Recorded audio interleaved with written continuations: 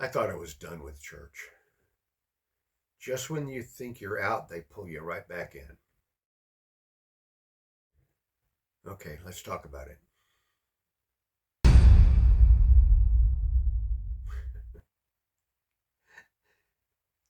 Hello, thank you for checking out our YouTube channel, Reclaiming First Century Christianity. Again, I'm Larry Overton. And obviously, my attempt at humor in saying done with church had a double meaning.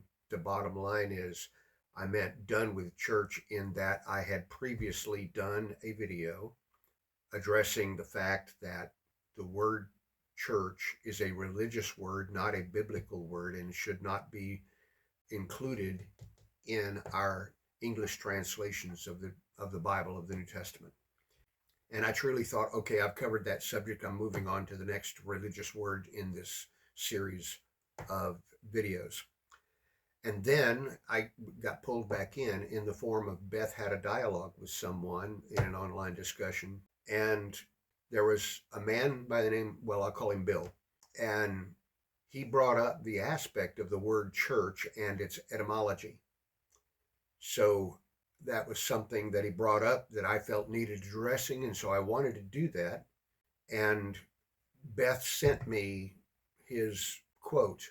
So I want to right now quote him verbatim, according to Bill, and I quote, "An honest etymological study of the word church, one would find that it ultimately comes from a Latin word for arena. The word circe is the root word we transliterates as circus and also church. It connects with the ancient lifestyle of entertainment." Now, I have to admit that the idea, the notion of making parallels between church and circus is a tempting one to me.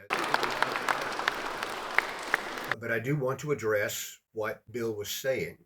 First of all, I will compliment him in the fact that I believe he was headed in the right direction on this thing, that we need to look at the English word church and look at its etymology. We need to trace the origins of that word going back in history in its progression through different languages up to the English language as the term that is now in our modern English as church.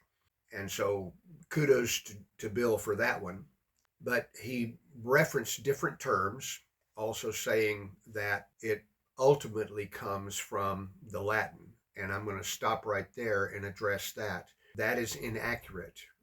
The ultimate source, if you will, for the English word church, its etymological path, if you trace it backwards from English on back through the various Teutonic languages, finding it in German and Dutch, in Anglo-Saxon, going back through even to Latin and into the Greek, it is a Greek source, not a Latin source.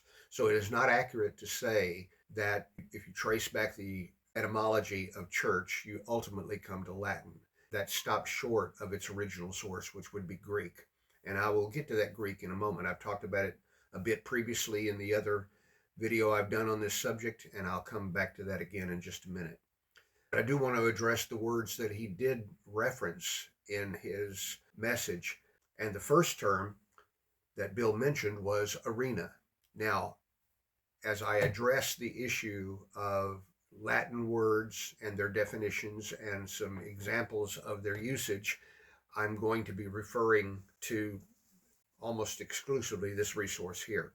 This is a classic Latin English dictionary that was published by the Follett Company in 1926. And I've had this in my library now for 27 years. This was something that I inherited from my great aunt Cecil Overton after she passed in 1999. And so this will be my source for definitions and for usage of Latin terms. And I'll perhaps have Beth superimpose upon the screen the pertinent pages from the dictionary itself. But coming back to that word arena, the Latin word for arena is, wait for it, arena. The Latin term arena literally refers to a sandy place, and it gave in this dictionary, it gave two examples of usage of the term arena for sandy place. It referenced the seashore, obvious, and not so obvious, the arena in the amphitheater of Rome. And that is an interesting reference because the flooring of the arena in the amphitheater was covered with sand. Hence that reference. But aside from that interesting little tidbit of information as to the background of the Latin term, arena really doesn't have any direct connection to the English term church. Now, Bill went on to say circus, and as for circus, the Latin word has the basic meaning of in a circle. And by the way, that is something that the Romans got from the Greeks, because the Latin term circus comes from the Greek word kyrikos. So circus could refer to a number of things in a circular line, but it commonly came to be the term for the Hippodrome of Rome, what we know by the name the Circus Maximus, or in English, the Great Circus, which was a race course in the city of Rome. And once again, as with arena, there's no real connection between circus and church. Maybe a bit of a homonym if you want to stretch it, but there's no real connection in etymological derivation here. Now, there is another term that is interesting in a certain aspect of parallel between the Latin and the Greek, and that is the Latin word curia, that originally referred to a subdivision of the citizenry of Rome. And then by metonymy, it came to be, the term curia came to apply to the meeting place of the curia, by definition, the building in which the Senate met. So there is something of an analogy here between the Greek city-states and their term Ekklesia, having been a term that referred to both the called out ones and then those called out ones as an entity, as an assembly. So there's a kind of an interesting parallel there, but again, no direct link in the chain, if you will, of church and Latin, even curia. In truth, there is no real doubt that the origin of our English term church, its source is Greek, the Greek term kyrιακὸν δῶμα. That phrase, that expression, means the Lord's house. Kyriakon is an adjective. Kyriakos means of the Lord, belonging to the Lord, as I pointed out in a previous video episode.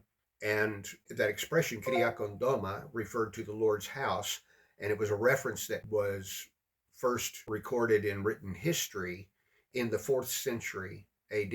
And that was a term that was referring to places of worship being built for Christians after the time frame of the Edicts of Toleration, the Edict of Milan, when things were changing for Christians in Rome, the realm of the Roman kingdom, from the aspect of outright persecution towards Christians to toleration to even acceptance to even legal legitimate status to being favored by Constantine. As that was progressing, it came to the point where buildings were being built for Christians to meet in, and the expression for that was kyrιακὸν δῶμα, the Lord's house. And then that expression got shortened down to just the adjective kyriakos, and so that became the term, which then made its way through English, made its way through different languages, Teutonic languages, as they say, German, Dutch, Anglo-Saxon, into Middle English, into Modern English. And there is no doubt that this expression is tied to that, and it is documented, it is referred to as something that was recorded in history by the Bishop of Rome named Eusebius of Caesarea, who was a participant in the Council of Nicaea and subsequently wrote this history, ecclesiastical history. Now, I have that book in translation.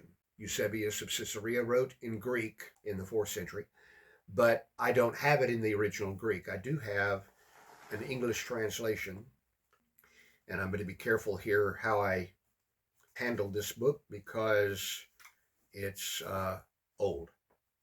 As you can see, there's no spine cover. There is no front cover. The back cover is falling off. It's an old book. It was published in 1840. I've never been good at higher math, but if my calculator can be trusted, this is 186 years old.